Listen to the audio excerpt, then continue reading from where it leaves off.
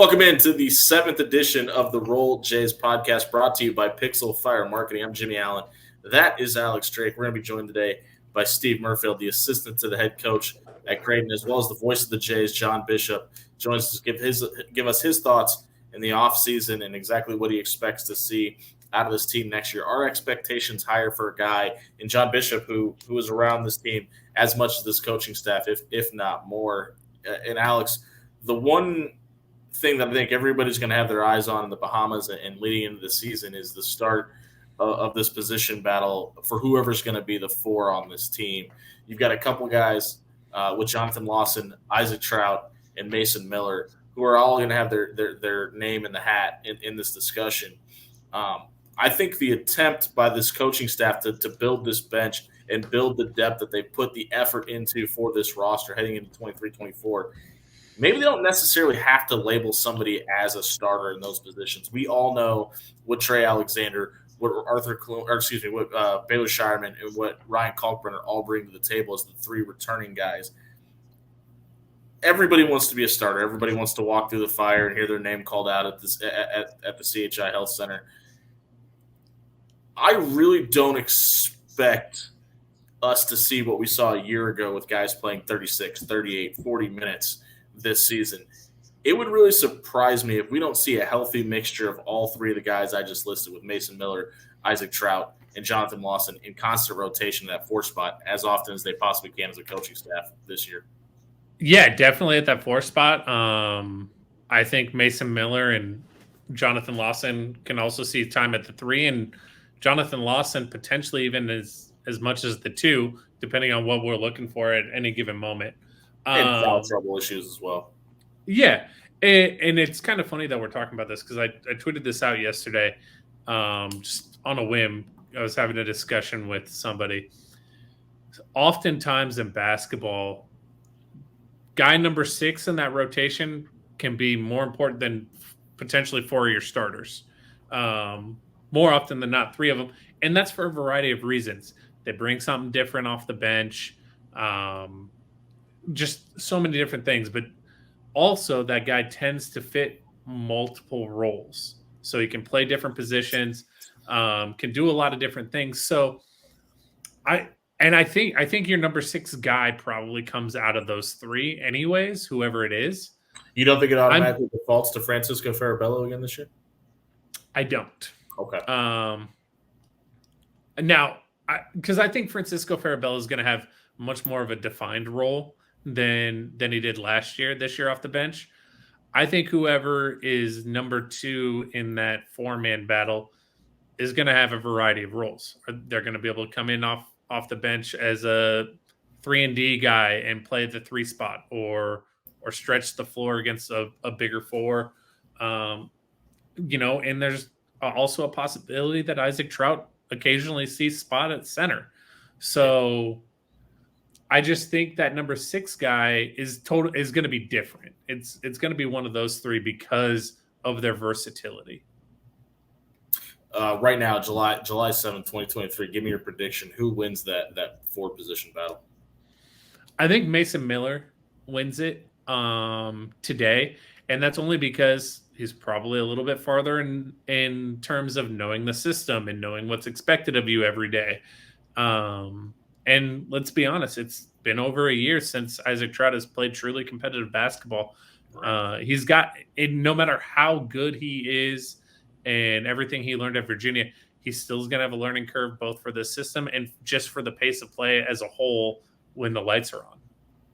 Yeah, I lean towards Mason Miller as well because, I mean, he just looked like at certain times last year, when he got on the floor, he almost looked like he was daring the coaching staff to take him off the court. I think he played at that level of success, but when you have guys in front of you that have played more basketball than you, that have been in the system longer than you, it's hard to get over that hump. And we may see an Isaac Trout, a Jonathan Lawson go through that same exact thing this year with Mason Miller. And obviously familiarity with the coaching staff, knowing what pacing on the floor looks like for this team, and more importantly, the spacing that this offense wants to run with. I think a guy like Isaac Trout, who is, like you said, big enough to play the 5, may find an issue with being able to understand the difference between when it's okay to stand out on the corner and wait for your shot versus moving off the ball and creating offense for yourself. And that right there, creating offense for himself, is something I saw Mason Miller do consistently last year, and I expect him to even take a step forward doing that this year. Yeah, and Mason Miller comes with kind of a different edge. I don't know what edge Isaac Trout's going to play with, just because we haven't seen it, right? But Mason Miller, especially late in the season, you and I, we were pretty devastated with that ankle injury in the NCAA tournament because of things that he was doing, not necessarily scoring the ball either. Like at one point, I felt he was the best offensive rebounder on the team. I always thought he was the best hustle guy. He's always on the floor diving after loose balls. Baylor Shireman's right behind him in that category, in my opinion. I know what I'm going to get from Mason, and I still feel like you're losing a lot in Arthur Kaluma with kind of the physicality. Mason Miller can make up for that in hustle, and I think that just gives him a leg up. Yeah, and to your point about Francisco Farabello, I mean, this team was plus 21, even when he didn't score a point when he was out on the court last year. So he's definitely a difference maker, and I think you've got to find a way that can contribute on and off the ball at that high level of a success rate to find a way to get him on the court more often than not. We're going to catch up with John Bishop, the voice of the Jays, get his thoughts on this 2023-2024 season, the schedule, changes in the Big East, and a whole lot more. We come back, brought to you by Pixel Fire Marketing. This is the Roll Jays podcast. Do you need a customized online marketing plan and creative campaigns to help scale your business and achieve goals in 2023? Pixel Fire Marketing can not only help you achieve those goals, but we will help you crush them this year. Pixel Fire Marketing lives and breathes digital marketing. Pixel Fire Marketing has experts in strategic content creation, social media marketing, and website development. Check out Pixel Fire Marketing today and attack marketing in 2023.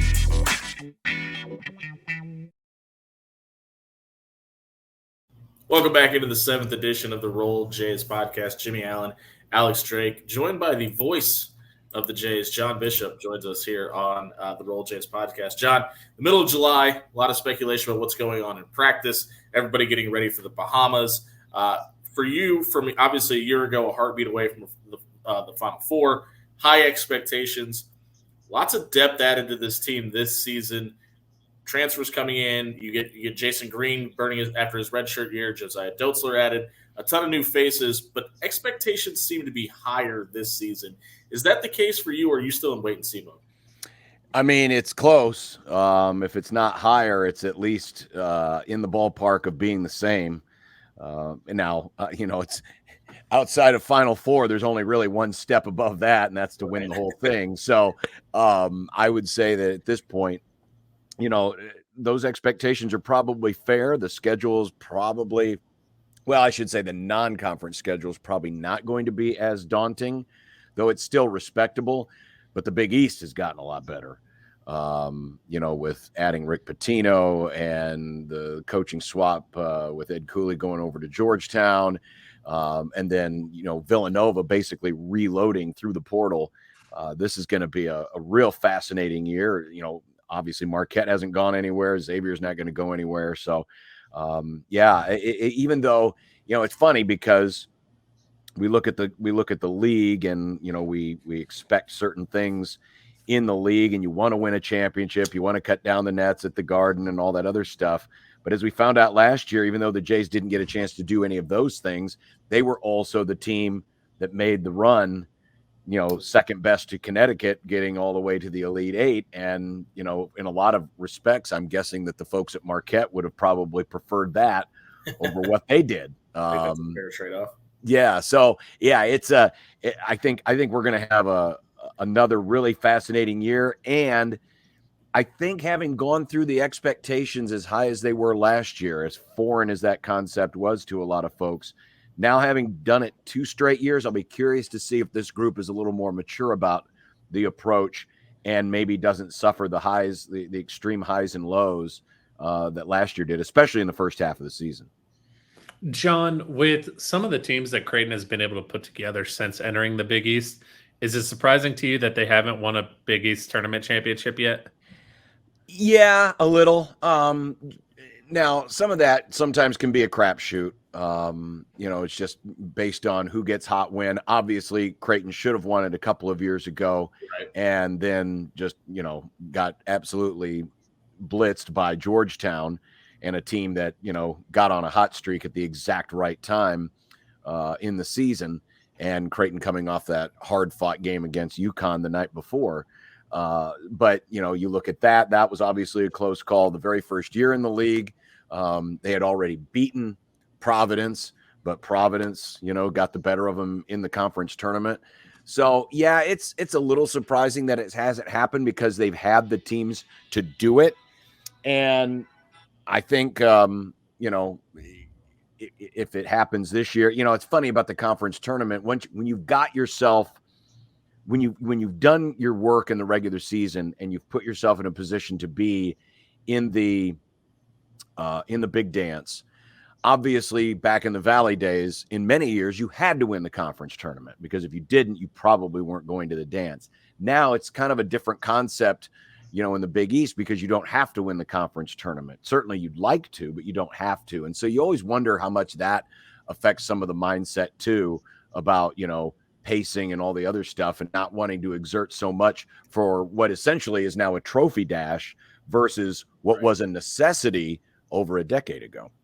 You brought up Villanova, and I think that's the most intriguing team going into this season. Obviously, Kyle Neptune in year one had high expectations following up from Jay Wright and trying to continue that on. Ton of injuries. That team just kind of couldn't get healthy until the end of the season.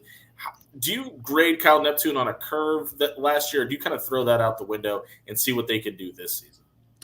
This is really where the rubber's going to meet the road, right? Because the thing about it is, and certainly it's always hard to replace a legend, and Jay Wright was certainly a legend. But I think it's pretty obvious just based on reading the tea leaves. One of the things that kind of led Jay Wright to leave was the adaptation to the new style of basketball, not style of basketball, but the new style of the college game with the transfer portal, NIL, and all that other stuff. And Neptune obviously knew what he was getting into. So this is really going to be that test because last year, there weren't a lot of different changes they made. Obviously, they got Cam Whitmore, who essentially was a one and done guy. And there were high expectations because there are always going to be high expectations. But then after what we saw last year and what we saw that team go through, particularly, in the early stages when they really struggled before Justin Moore came back, now we're going to find out, is Kyle Neptune built for this new style of basketball? And they've brought in a lot of great transfers. Sure did. And so, there's going to be a lot of people because Villanova still isn't that far enough removed from the Jay Wright years. They're going to be given a big benefit of the doubt because of who they are. But it's now truly up to Kyle Neptune to earn that benefit of the doubt. I would not be surprised if Villanova was, by most people's expectations, the preseason favorite to win the league, but we're going to find out if they actually are good enough to do it. John, I'm going to give you 3 programs, all under new head coaches this year. Give me who you pick to have the best year. We have St. John's, Georgetown, and Providence. Who's going to have the best year out of those 3? Ooh. The thing is, yes, Pitino is Pitino, and they made a ton of changes. I mean, they basically cleaned the entire house. 90% overhaul of the roster. Exactly. Georgetown also went through a pretty sizable overhaul. And I think, in my opinion, they got the best, they got the best upgraded coach. I'm not saying that necessarily Ed Cooley is a better coach than Rick Pitino, but this is probably Pitino's last stand, right? This is going to be, that last. It's really weird if it wasn't. Yeah, 3 to 4. This is going to be that last 3 to 4 year sprint to the finish line. Whereas with Ed Cooley, this is something that has the potential of having some long lasting staying power, and to really transform a program. I feel almost with St. John's, this is a let's throw a Hail Mary.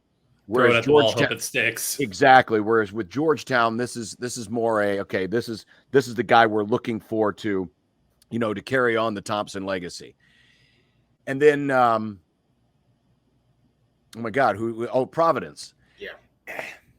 Providence is an interesting one. There's an edge about Providence. I like Kim English a lot. I do too. And there's an And edge I think about, he walks into the best situation. He does. And they didn't lose a ton. I mean, they ended up, keeping a lot of people. You know Ed Cooley a little bit. Do you think that was an intentional thing by him to kind of leave as much as he could be behind? Because he comes off as that kind of guy that would want to leave it better than he found it. Well, and he did. I mean, he already did that. So he didn't. I mean, this is a cutthroat business, and if he would have had a chance to, bring 3 or 4 players with him, as we've seen other coaches do when they've taken jobs, I'm sure he probably would have done it. I don't believe that Cooley was trying to soft pedal his way out. I mean, you don't make a move like this in conference and not have, a little bit of, piss and vinegar behind it. But to go back to the original question, I'm half tempted to say Providence in year one will have the better overall season, just because there's a lot of things to overhaul. But I don't underestimate the ability of Ed Cooley to immediately change the culture of that program. And that's one of the biggest things that needed to change. Georgetown was never hurting for talent. They were hurting for a culture. They were hurting for leadership. And they've got that. And so I think St. John's is going to be a very sexy pick to have the biggest rise up the ladder. I wouldn't be surprised if it wasn't Providence that at least that maintained its level the best and maybe ended up finishing ahead of either of those other 2 schools. It's a great question because I could make an argument to see it going any one of those 3 different ways. Does it surprise you at all that St. John's was willing to go the Rick Pitino route? We kind of already alluded to it. 70 years old, has had some issues in the past at Louisville. Obviously, he was at Iona and had a ton of success after Louisville. But when we talk about, obviously, with Greg McDermott being the longest tenured coach in the Big East now since 2010, hiring albeit a very well-established, very good recruiter, 70-year-old head coach to go up against the likes of Greg McDermott, Shaka Smart, Kim English, some younger, talented coaches. Does it surprise you that they were willing to go out on that big of a limb at this point? No, because I think to a degree St. John's was a little desperate.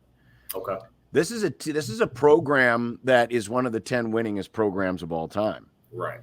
In terms of overall wins, and when you look at their history, while it's a good history, there's a lot of accolades missing. There's a lot of conference championships missing.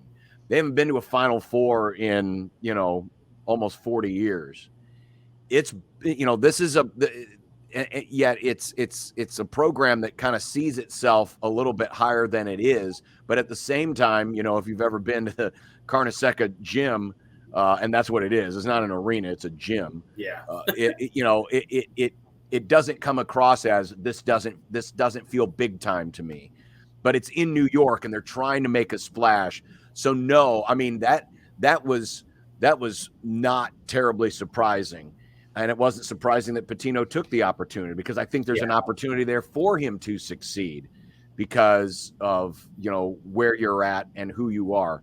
The problem is going to be, are you going to be able to make it work financially? Because, Pitino's wanting to play all their games in the Garden, and the Garden's very expensive to run, which is why they don't run many games there.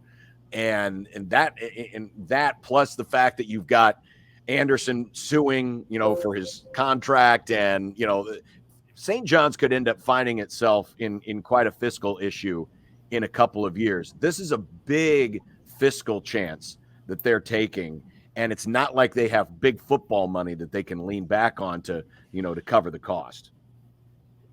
That's an interesting point, because obviously the other big story in the Big East outside of basketball is the courtship of UConn to the Big 12, and really something that has kind of seemed to maybe taper off in the last couple of weeks. But I think everybody is still kind of somewhat worried about it. You just add them back to the conference. They just won a national championship. What percentage do you put on UConn possibly rejoining the Big 12, and are you concerned at all? I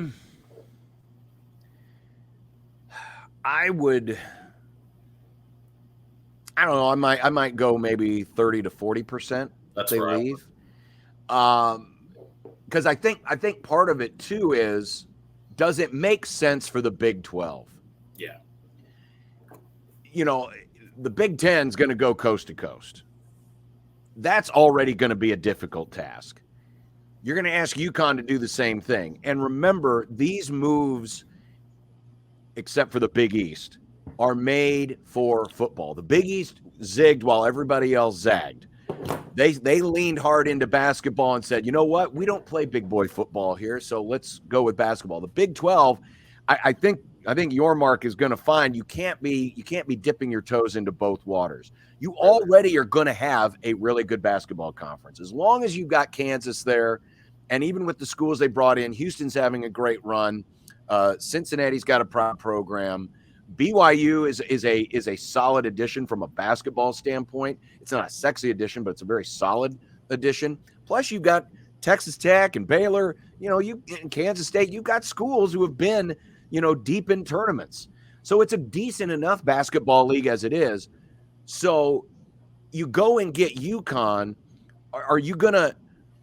You're making that move for basketball. You're not making that move for football. Sure. Yet football drives the bus in terms of the money. I just think there's going to be too many mouths to feed at some point. And so I think if the more likely the scenario is if UConn leaves, it's going to be because the Big 12 really plays it aggressive. But I don't think they're being that aggressive right now. I think they were a fallback option if some of these other schools that they've been looking at aren't gonna come through.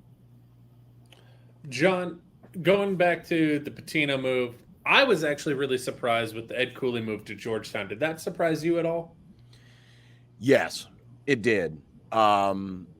Now, I didn't know of all the things going on behind the scenes and maybe some of the inner frustrations that may have been playing out behind the scenes. But as much as Ed Cooley had, pretty much ingratiated himself into that Providence community and how proud and kind of underdog it is. And that's going to be the interesting thing. Ed Cooley, to me, kind of comes off as a guy who can really play that underdog part really well, which is why his teams always seem to, achieve at the level that they do. Gritty, super gritty. Exactly. That's not Georgetown. Now, he's going to try because that's what he does, right, to, install that grit and that underdog mindset to Georgetown. But Georgetown as a program sees itself much higher than that. And you wonder if that clash is going to be successful or not, if he's going to be able to totally make that switch, or if Cooley's going to have to adapt a little bit more to the fact that, hey, I'm no longer here at a place that, is looking to prove everybody wrong. I'm now at a place that expects to have everybody else be wrong about us.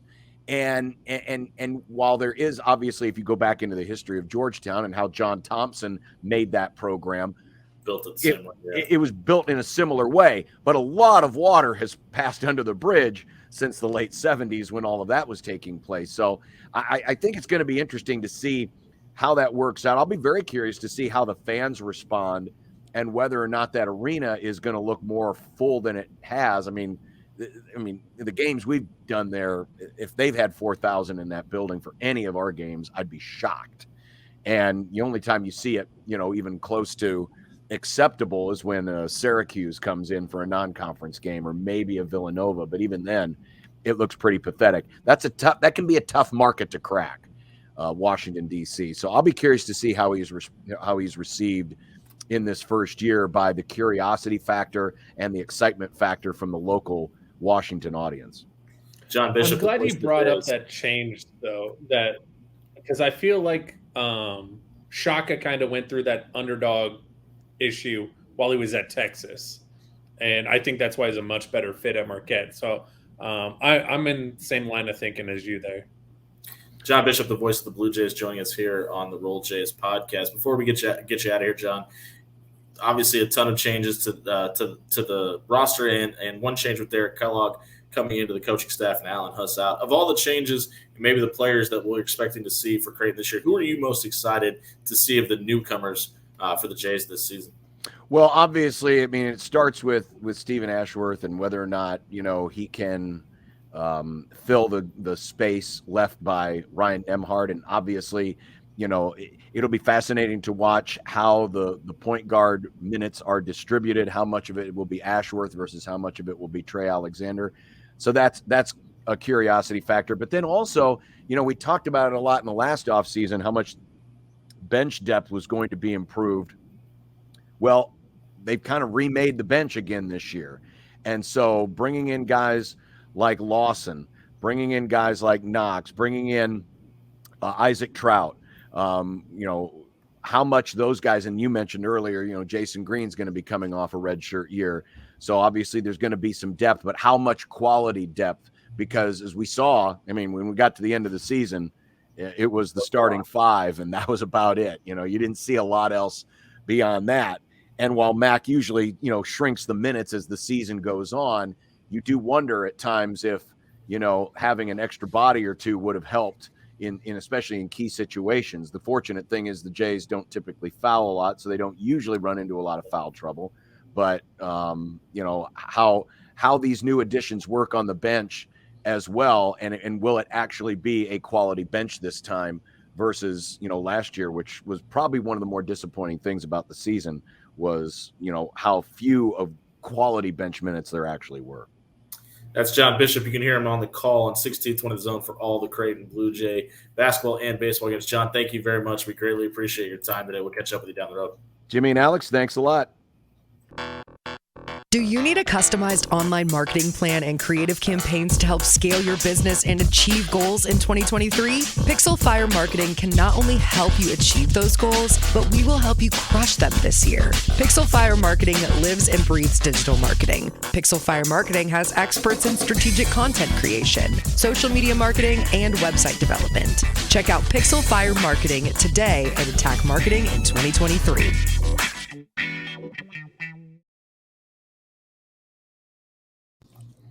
Welcome back into the 7th edition of the Roll Jays podcast, brought to you by Pixel Fire Marketing. We're joined by Creighton assistant coach Steve Merfeld. Coach, good afternoon, and how was your 4th of July? Yeah, it was great. My daughter got married July 1st, so we had a lot of family in, and it was awesome. It's hard to believe that it's July 7th. I mean, it's crazy how fast the summer has gone. It feels like we were just talking about tournament basketball yesterday. It also feels like we just did the first one, whenever that was. And I remember you guys said, well, let's try to rotate everybody through. And then I got your text or email or something. I'm like, oh, my goodness, is it my turn already again? Here we are 7 weeks later. Did you have to travel for the wedding, or was it here? No, it was in Omaha. It was in Omaha. Yeah, it was actually in Palmyra, Nebraska at Glacier Till Vineyard, it was an outdoor wedding, beautiful venue. So it was a lot of fun. Well, congratulations to you on getting your son-in-law and to your daughter as well. We know that you guys are in the middle of summer workouts, and with as many new pieces as you guys have had to add to this team for depth and obviously for a couple of starting positions, how has this team started to gel throughout the summer? Yeah, I think it's too early for that. We've probably talked about this, or others have talked about it on the podcast, but we get 10 extra practices because of our trip to our international trip to the Bahamas in August. We've had 3 of those. We usually try to do one team workout a week, and then the other 2 are more skill oriented. But it's a good group. They seem to really enjoy each other. We've had knock on wood, no major injuries, a few ankles here and there. But for the most part, we're enjoying this group, and I think that they're enjoying being a Creighton Blue Jay at this time. Coach, we've talked a lot about the learning curve for those guys coming in, all the newcomers, whether it's freshmen or transfers. How much does that extra 10 practices feed into letting you guys take it slow so there's more of a ramp up closer to season? Yeah, I think it's a great point.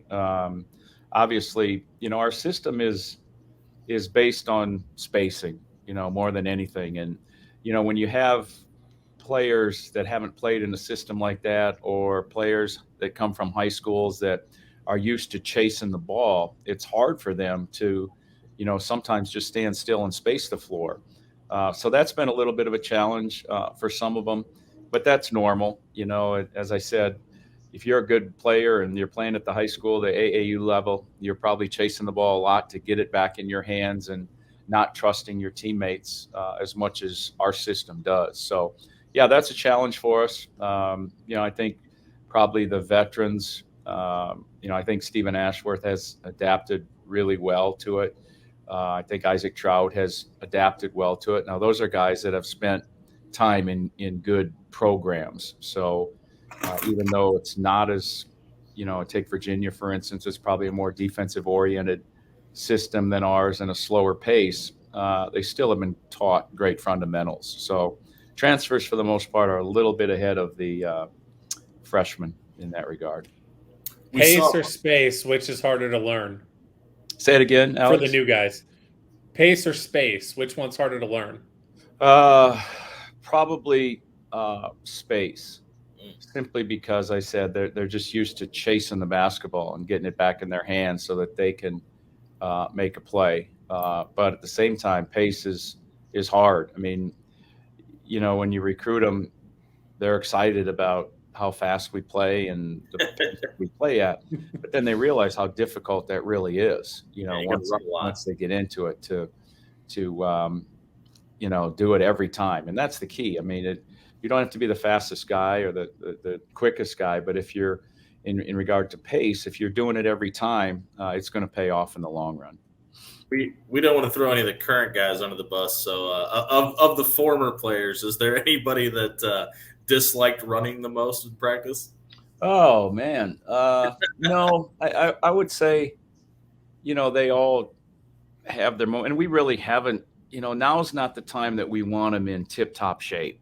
Right. You don't want to stress them too much in that regard this early. I mean, that's probably for September and October as we lead up to really ramping up our practice time. So the pace, we talk about it a lot and we do implement it, but it's not the pace for 2 hours like it's going to be, in late September and early October. We saw at the end of last season, at the beginning of last season, that it was a very kind of 12th hour decision on whether or not to redshirt Jason Green. You add a guy like Josiah Dotzler, very similar pedigree, coming off a very successful high school this season. When does decisions like that start happening about decisions of that level, and when do you make that decision? I think it's individually based. Most of the times when red shirts happen, it's based on the individual recognizing that, I'm not quite ready, or I'm behind 2 or 3 guys right now. I don't see that I'm going to, benefit from getting playing time.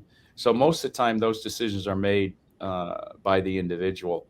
And it's different, everybody's different in that regard. Some guys don't even want a red shirt, so they elect not to. And in Coach McDermott's case, it's always up to the player. It's never really force-fed that we want you to redshirt or think it'd be beneficial if you redshirt. It's up to the player. We can suggest it and give them the reasons for it, but the bottom line is they're the ones that are going to make that decision.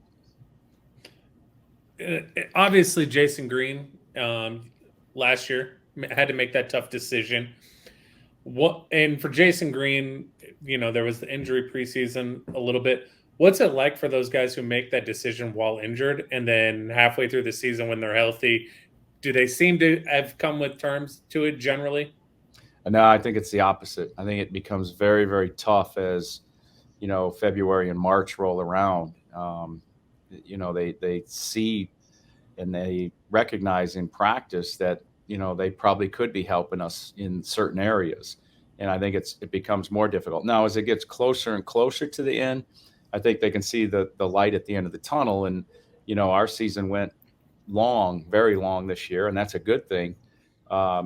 So there wasn't a whole lot of time for them to recognize that. But as it gets closer and closer to the end of the season, I think they see the end of the tunnel. And then when the season's over, they feel a sense of relief that, okay, now I'm back part of the team. And I say that in jest because you're always going to be part of the team, but there's certainly a feeling when you're not, able to compete, that you're not part of it.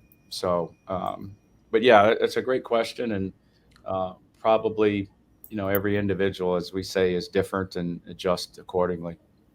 The season itself, it has its own interesting dynamics, right? You open up with usually the exhibition game and then a couple of non-conference games. We talked about the Bahamas and all of that.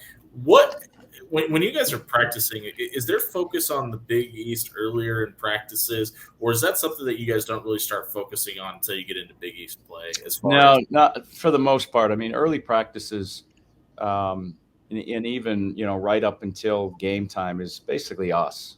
We don't necessarily focus on the opponent until that opportunity presents itself. Now, there are a lot of common actions, that every team runs, that we'll, practice against. But for the most part, all this summer stuff and preseason is based on Creighton, and this is how we're going to do some things. And we have some different pieces, with a different point guard, a different four-man that's going to have to step in. And it's our job as coaches to figure out what's the best way to get the most out of the group that you have. So, in a lot of ways, everybody thought everybody would be returning, but, we lost 2 starters off of that team. And there's some adjusting that needs to take place for sure.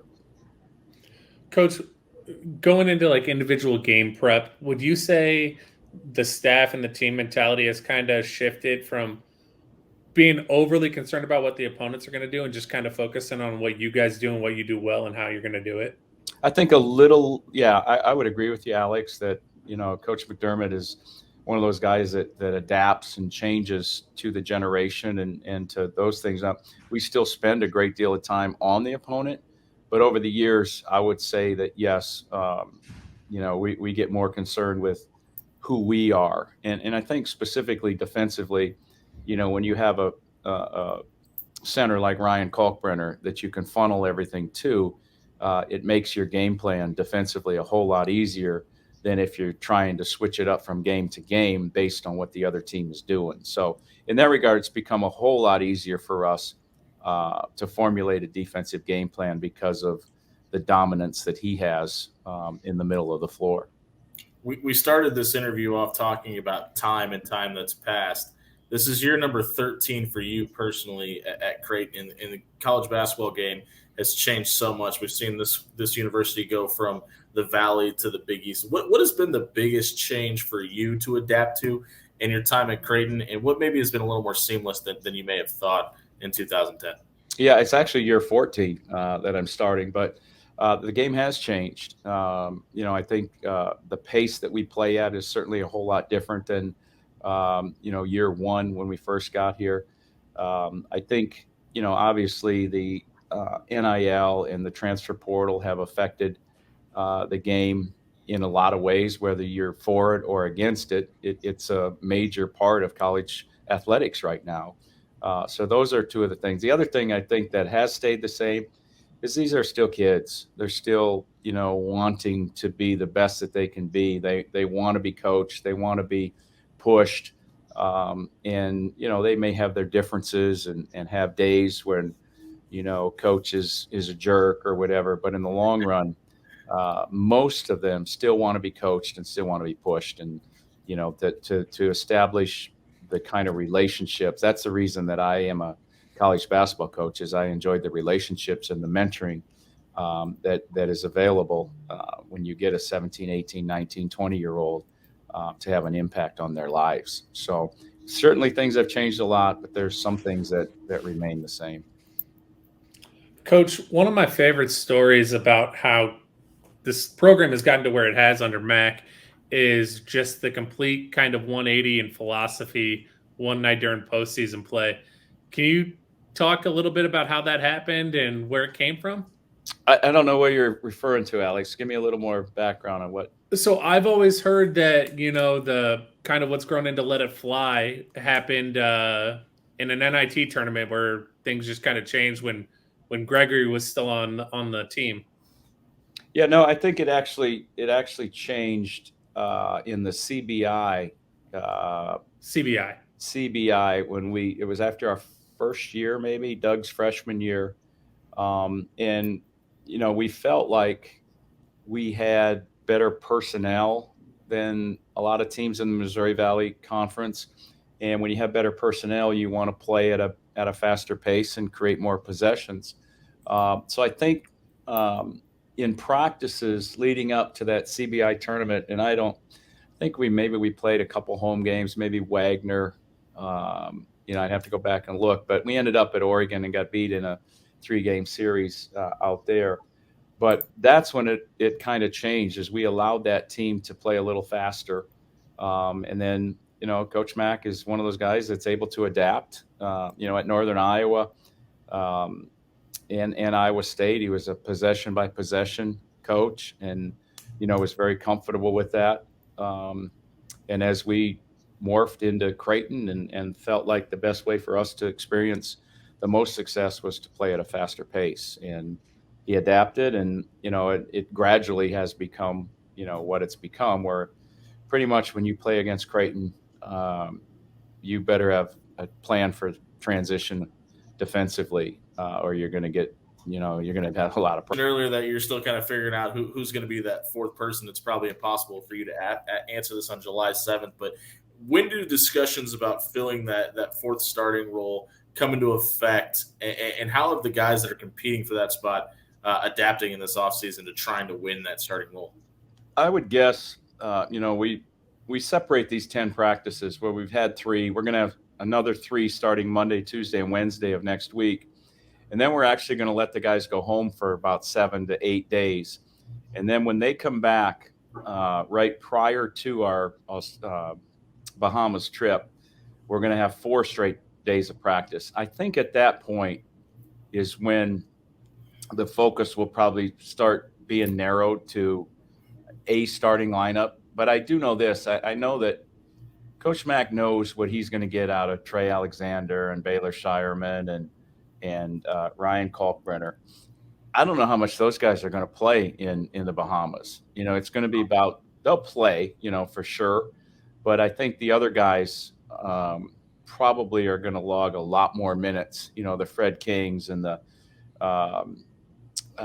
Jason Green and Josiah Dotzler, Jonathan Lawson. Those guys, the new guys, are going to be the guys, Stephen Ashworth, that are probably going to get more minutes than those 3 guys, simply because we can. You want to find out. Some guys don't necessarily practice well, but when the lights turn on, they're tremendous. And perfect example, Tyshawn Alexander in shooting drills, was pretty average. But when the lights came on, he was pretty damn good.